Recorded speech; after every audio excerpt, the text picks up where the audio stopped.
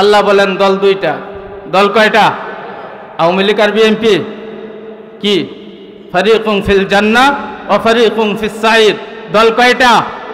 হয়তো জান্নাতি না হয়তো জাহান্নামী। কথা কয় না? কথা কয় না? হয়তো জান্নাতি না হয় জাহান্নামী, হয়তো হক না হয়তো বাতিল, হয়তো মুসলিম না হয়তো অমুসলিম। ঠিক কিনা মুসলমান? হয়তো রাত্র না হয়তো দিন, হয়তো অন্ধকার না হয়তো আলু। অন্ধকার হলে জাহেলিয়াতের যুগ, আলু হলে সোনালী যুগ। ঠিক কিনা মুসলমান?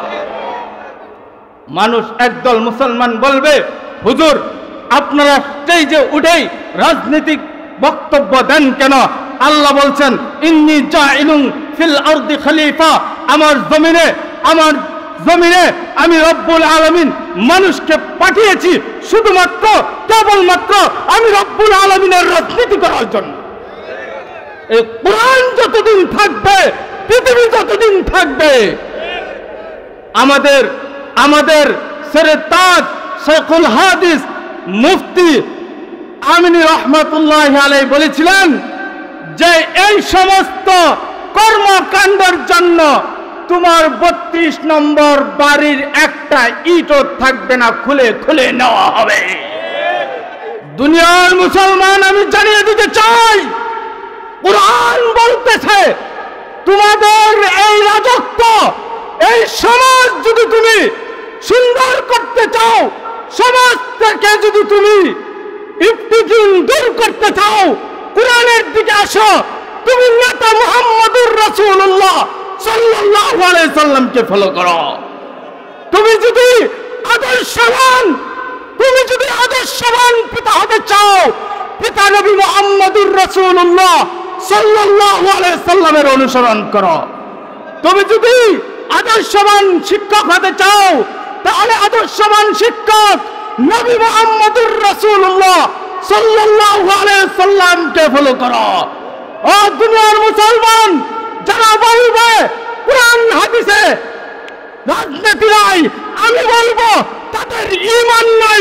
নতুন করে কালিমা পড়ে মুসলিম হতে হবে, মুসলিম করতে হবে, নবায়ন করতে হবে ঈমান। এই কথার সাথে যারা একমত নাই তারা বেঈমান।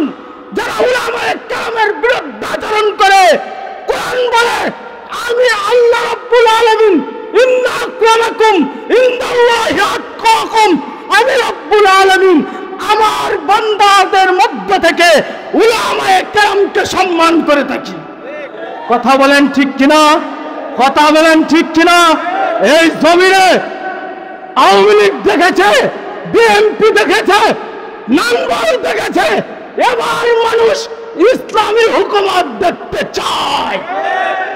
যদি তাই হয়, জমিয়তে উলামায়ে ইসলাম, আমাদের পীর সাহেব হুজুর, তিনি জমিয়তে ইসলামের একজন কর্মী, একজন নেতা।